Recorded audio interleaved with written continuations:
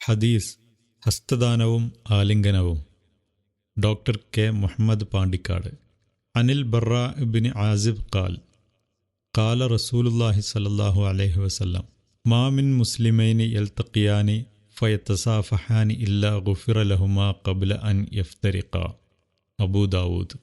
ബർറാ ഇബ്നു ആസിബിൽ നിന്ന് അള്ളാഹുവിൻ്റെ റസൂൽ സ്വല്ലല്ലാഹു അലൈഹി വസല്ലമ പറഞ്ഞു, മുസ്ലിങ്ങളിൽപ്പെട്ട രണ്ടുപേർ പരസ്പരം കണ്ട് ഹസ്തദാനം നടത്തിയാൽ അവർ പിരിയുന്നതിനു മുമ്പ് അവരുടെ പാപങ്ങൾ പൊറുക്കപ്പെടും.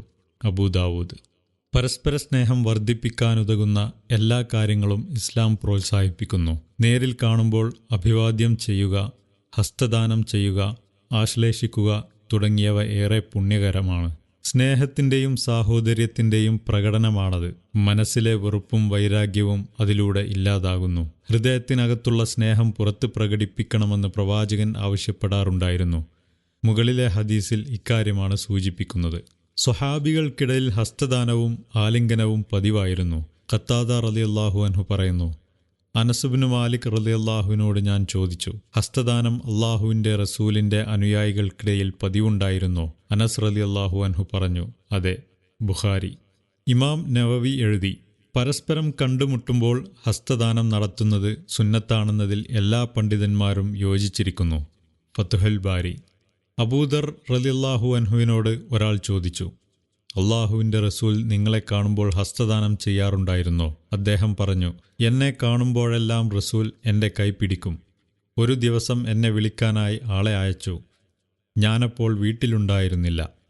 വീട്ടിലെത്തി വിവരമറിഞ്ഞപ്പോൾ ഞാൻ റസൂലിനെ കാണാൻ ചെന്നു. പ്രവാചകനപ്പോൾ കട്ടിലിൽ കിടക്കുകയായിരുന്നു. എന്നെ കണ്ടയുടനെ എഴുന്നേറ്റ് ആലിംഗനം ചെയ്തു. അതെനിക്ക് നൽകിയ ആനന്ദം അനിർവചനീയമായിരുന്നു. അബൂ ദാവൂദ്. ആയിഷ റളിയല്ലാഹു അൻഹ പറയുന്നു, സ്വഭാവത്തിലും ഹാവഭാവങ്ങളിലും ഗാംഭീര്യത്തിലും അള്ളാഹുവിൻ്റെ റസൂലിനോട് സാമ്യതയുള്ളതായി മകൾ ഫാത്തിമയെപ്പോലെ ഞാൻ മറ്റാരെയും കണ്ടിട്ടില്ല. അവർ അടുത്തു വന്നാൽ റസൂൽ സല്ലല്ലാഹു അലൈഹി വസല്ലമ എഴുന്നേൽക്കും, ഹസ്തദാനം ചെയ്യും, ചുംബിക്കും, സദസ്സിലിരുത്തും. അബൂ ദാവൂദ്.